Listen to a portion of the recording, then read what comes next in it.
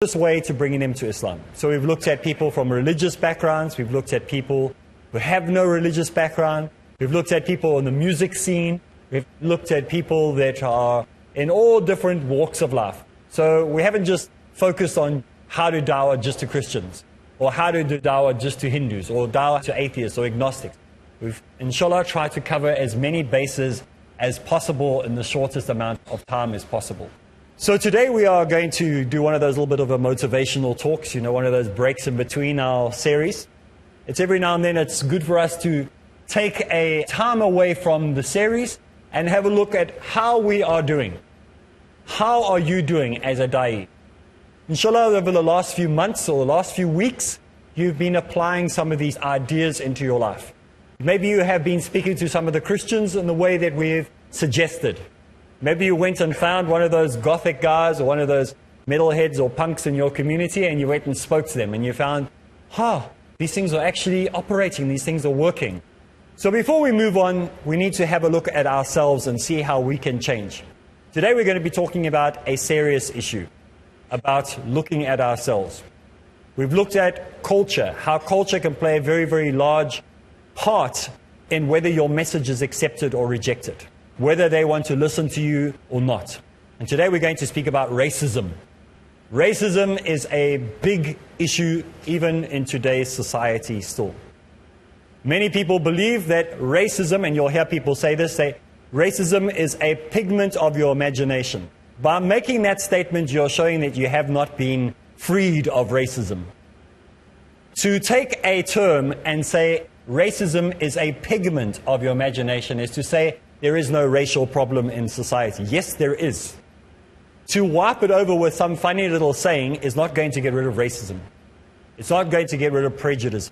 And sometimes we have to look at the difference between racism and prejudice. Some people say, I'm not a racist, I'm prejudiced. That's the same thing. It's like saying racism is a pigment of your imagination. In some countries in the world, we find that racism is practiced under different terms. Maybe they call it law and order, but it's still racism. People are still getting arrested because of the color of their skin. People are still getting minimum salary because of the color of their skin. Some people are getting the good jobs because of the color of their skin. So if we think that racism doesn't exist, then we need to wake up. It's still alive and well on planet Earth. Maybe just hidden better under different terminologies, but it's still there. And it's sad that many times I meet sisters or brothers in Islam who have been Muslims for 10 years, 20 years. They revert to Islam. That means they chose to revert to Islam, made their own decision. And then I speak to them and they say, don't you know a sister that I'm looking for, like to marry? Or the sister will say, don't you know a brother I'm looking to marry? And I say, yes, I know this brother. And they say, no, I'm not looking for that. I want somebody who's in this race group. And they've been a Muslim for 10 years or 15 years and they're still thinking like that. They still say, no, I'm not going to marry because that's not the race group I was hoping you would give me. Can't you see what color I am? And people are still thinking in those terms. So don't think that just because you reverted to Islam or because you are a Muslim that you are free of this. In the Muslim community it still exists. Many countries in the world. Not because of what culture you are, but because of what race you are, the color of your skin. So when we look at this topic, it is a serious topic because we find that many points in history, many countries were divided because of race. South Africa was a classic example. People were segregated because of their races into different parts of the country. They had what they called homelands or locations, different locations from each other. And you weren't allowed to live mixed. You weren't allowed to do business with each other. You could come and work in an area and then you had to leave. If a white person was found in an area which was predominantly African culture, that white person would be arrested because they were breaking the Group Areas Act. And the same thing would happen if a person was found in a white area. Same thing could happen, vice versa. And my father was a missionary. And so when he was doing missionary work or teaching, often he would be arrested and put into jail because he was breaking the Group Areas Act at night. This was very confusing in South Africa. And people were divided. In America, they had a wonderful law that protected them from practicing racism. It was called the Jim Crow Law. And Jim Crow Law was a law that started in the late 1800s. And this Jim Crow Law gave the power to separate people because of race. And people were treated like animals. Worse. What we saw in South Africa is nothing to what was happening in the American regime when Jim Crow's law was in place. People were killed, they were dragged behind vehicles, they were lynched, beaten. Terrible things happened to them. In South Africa, at least the world knew what was going on, and the media screamed out against them. Yes, there were people that were killed. Yes, there were people that were tortured. But America did it wholesale, on a massive scale. And we're not saying one is better than the other, but from 1877 until the 1960s, this was a law that was practiced wholeheartedly.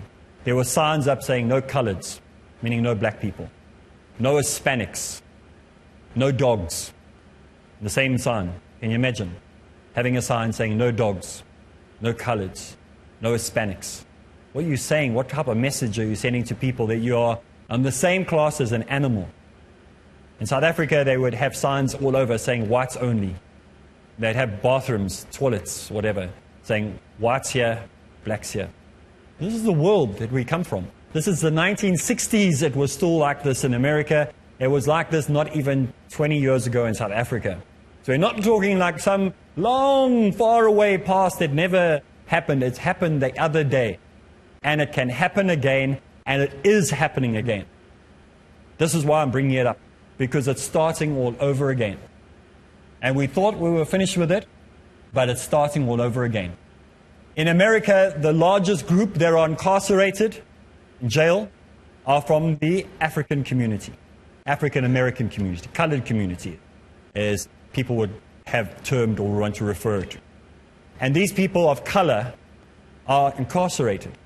And people say, oh, well, because they're dealing with drugs, or because they're stealing, or because they're involved in violence. Well, we have to ask, why is this happening? And there is a book that was written by a woman in America, which was called Jim Crow's Law in the Age of Colorblindness, where she deals with this Jim Crow's Law. And she said that even though it was supposed to have ended in the 1960s, it's continuing to this very day. Just got different terms for it. In the world today, we believe, as far as the world is concerned, that there is no such thing as apartheid. That apartheid is dead and gone. South Africa has been freed. And yet, just on the other side of the earth, there's a country that practices free wholesale apartheid. And the world just looks the other way, pretends they don't see. What am I talking about? I'm talking about Palestine. What's happening in Israel. That's wholesale racism, wholesale prejudice, wholesale apartheid.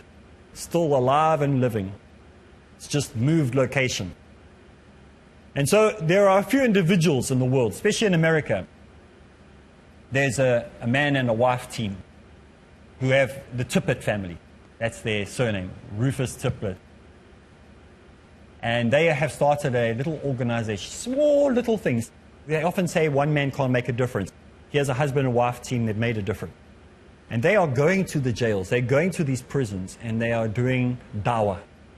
They're calling people, saying, when you get out of jail, when you get out of incarceration, there is hope, so that you don't have to go back into slavery. Many of these people, did you know that in America, that when you are caught for a crime, maybe you have to feed yourself, and you're caught for a crime and you're imprisoned, many times when you go to court, you can't afford a lawyer. So what do they say? What's that little thing that we always hear? If you can't afford a lawyer will be provided for you. No one told you that you still have to pay for that lawyer. And so what happens is they serve their 5-year prison sentence. And then when they come out, they expect to get some money for the time, doing jobs or work. No, it goes to the lawyer that you got in the beginning. And so you come out of jail in debt. And where do you get money from? Because you can't get a job. Welfare grants won't give you money. And so it's a system of keeping people enslaved. So what do? Commit a crime. Land up back in again. It's a vicious circle. Can never stop. What about the white kid who does the same thing? Well, if he goes to jail, if he ever sees the inside of a jail. When he comes out, he's got a whole community that will back him and support him. This is not what you find with the African American community. People are shunned.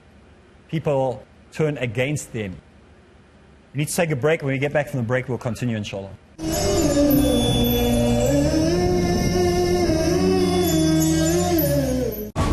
Let's come under the shade of the scholars. So the issue is a problem of knowledge. Asim Al-Hakim. Why do people do bid'ah? Imam Malik said, whoever claims there is a good innovation in the deen, Salim Al-Amri. he is accusing that Prophet Muhammad did not convey the message. Dr. Mamdouh Muhammad. If you know that the Prophet ﷺ did something and I do something else, you have to follow the Prophet ﷺ. Don't follow me. Abdul Rahim McCarthy. But if each one believes his goal is to please Allah, to follow the sunnah of Rasulullah sallallahu alaihi wasallam. Abdul Rahim Green. I think this really is to do with your internal state. Where does the Quran and Sunnah point to? Muhammad Al-Sharif. We have to follow what Allah and His Messenger said. Let's imbibe from these scholars the fruitful solutions for the problems of the world. Which one we would take and which one we would leave? Question to every Muslim. In the shade of the scholars. Every Wednesday and Saturday at 11:30 p.m. UK and 12:30 a.m. Europe on Peace TV. Analyze your mistakes. Have you ever tried to overcome your anger? Realize your weakness. Do you find it difficult to control your tongue?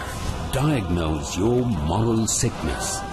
Have you ever felt that your intentions are corrupt? Learn the steps essential to nourish our souls in Purification of the Soul. Every Saturday at 4 p.m. UK and 5 p.m. Europe on Peace TV. Where truth is hidden, misleading quotations create confusion. Where truth is hidden, lack of knowledge and wisdom cause upheaval and commotion. Where truth is hidden, manipulated scriptures and twisted facts emerge. This very hidden truth creates false propaganda, mayhem, chaos, disorder, and turmoil in our lives and the world order. But is there anyone with courage and wisdom? What is the truth, and who has the courage to expose it?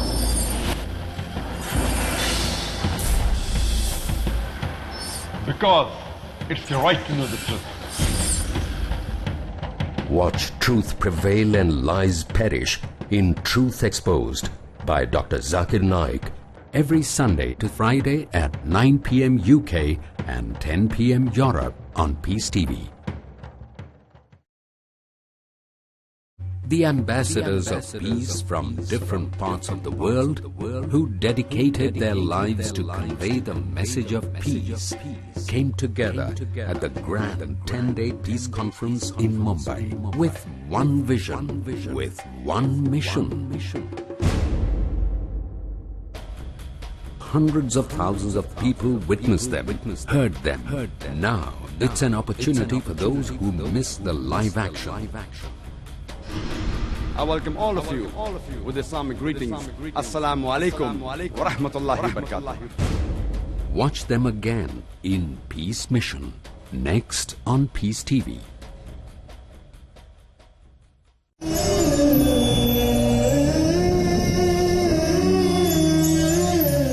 Bismillah ar-Rahman ar-Rahim. Assalamu alaikum wa rahmatullahi wa barakatuh.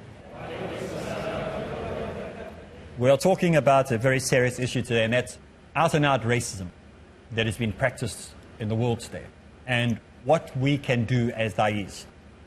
And I said in the 1870s to the 1960s, in the 1940s through the 1990s, in South Africa, we had out-and-out racism. In America, they had racism. Laws that enforce this. And many people think this is over. And we find that many countries in the world are still practicing slavery. The only thing is they're not treating their slaves correctly. And so we find that in America especially what's happening is many Christian theologians in the early years, specifically from the Christian community, were teaching that white people were chosen and that the black people were cursed and should be servants to the white superior race. That's what they were teaching in America. That's where they got the idea of Ku Klux Klan, the KKK, from, because they thought they were superior. And today that idea hasn't really changed much. And today the people in America are suffering. But there are millions of people that are being persecuted in America. There are suffering that need our help as Muslims. And the people that need it the most are those from the African American community. They have been rejected, they have been marginalized, and they have been accused of everything. We've spoken about one of the episodes before. If we had to go to a university campus, for example, in Queens, in New York, we had to go to a university there. And we had to go to a university at Oklahoma University in Tulsa, Oklahoma. I guarantee there are more searches and more raids at this university yet in Queens than there ever were or ever will be at Oklahoma University in Tulsa, because this is more predominantly European, and this is more predominantly African American and Hispanics and foreigners. Why is that? They say we want to clean the streets of drugs. No, you don't. You want to get free labor. You want to get cheap labor. It's a fact. It is a purposely done racist strategy that is in place. And don't worry, it's not only America. It's happening all over the world. It's not only happening in America. So it's not only I'm pointing there. It happens in Africa. It happens in India. It happens in Pakistan. It happens in Brazil. It happens in France. Happening in Germany. Everywhere in the world it's happening. Maybe it's not black and white. Maybe it's not colored and European. But it's happening. People are being persecuted because of their race, because of another group. In India, it would be more like the caste system. But what can we do? We have to be strong, and we have to support those who are helping fight against the system. You might sit in your country and say, we've got enough problems of our own. If you do not protect your Muslim brothers in another country, why would they support you in your country? I'm talking about supporting the rights of those in other countries that have been marginalized. Where is the world that is speaking out about what is happening in America? Everybody is pretending that it's not happening. As long as it's happening there and it's not happening in my country, I'm fine. As long as they don't come knock on my door and cause problems here. If we allow it to happen in America and it continues, it will happen here. It will happen in your country. It will happen in your neighborhood. You have to stop it. You have to start creating causes that you support and help those people, like Jenny and Rufus Triplett in the States, who are doing this work in the prisons. 2 people by themselves. They've been on Dr. Phil and given their story. They've been on the New Housewives or Atlanta, whatever it is, and they've given their story. They're well-known people. So how come we don't know about them? How come the Muslims don't know about them? They are Muslims. Both of them are Muslims, practicing Muslims. And by the way, one of the worst things that it comes across, and you'll have known this, my brother, when you were living in the States, is that anyone of color, in other words, not from the Caucasian community, white community, when you meet them and they're Muslim, what do you say? Are you associated with the Nation of Islam? That is worse than racism as far as I'm concerned, because you are just stereotyping people. The Nation of Islam is dead and gone. It has a tiny following of a few diehards. But generally speaking, it's something you shouldn't even bring up in a conversation. Those who don't know who the Nation of Islam is, that's good. But don't ever say to someone, oh, are you a part of the Nation of Islam? It's like somebody coming to you and saying, oh, are you Indian? Oh, you're Qadiani. You understand? You would be upset. So you want to make sure that you look past people's skin color. You start thinking outside of that issue. And we need to make sure that people feel inclusive in the community. So as a da'i, when you meet people, you need to reach out to people no matter what their pigmentation is, what income level they have, what status they have, how well known they are. Everybody should be treated the same. Remember I spoke about how one person giving me a $1 check was as much as someone giving me a $10,000 check. They're both equal. Just because this is more in money doesn't mean that this is not the same value. The $1 is worth as much, if not more, than the $10,000. You must treat every human being with love and respect. And it's something you have to train. It's not something that will come normal to some people. You have to work at it. And we have to move into a society where we care and have compassion for all people. And it doesn't become like, oh, they are a different people, and we have to care for them. Mustn't be like that either. You must thinking about people all the same. And equality is not just a term. It's what, remember we said, we don't believe in human rights. We believe in human responsibility. We don't believe in equality. We believe in responsibility. So all people, we need to be responsible citizens of this earth. We have to be responsible for each other. Some of us think that, it doesn't affect me. I live in a country where, like maybe you're living in a country like Denmark, or maybe a place like that where you think, oh, well, this is not going to affect me. It will affect you, because if we allow these things to continue, then they'll eventually come and we'll wake up and we go, what happened? As happened in the past. There's a saying that Jim Jones had. Jim Jones was a very bad man. Jim Jones was a man who created a cult that the Christians followed. And he believed himself to be a guru or a god or whatever he was, whatever he wanted to claim himself to be. And thousands of people followed him. He made this oasis. I think it was Ghana. I might be wrong. But he found this place, this little island type place that he made, and everyone went and lived on this kibbutz type of thing. And eventually, he made them all commit suicide. Thousands of people committed suicide because of him. And he had a saying, though, even though he was a crazy man. He said, those who forget the past are forced to repeat the past. So if you forget where you came from, the chances are you'll repeat the same mistakes again and again and again and again. Don't think that because you have a lovely constitution. South Africa has one of the most wonderful constitutions in the world. If you read the Constitution of South Africa, it's wonderful on paper. In real life, hardly anybody follows that constitution. Rape still happens. Segregation still happens. Sexism still happens. Abuse still happens. On paper, it's wonderful.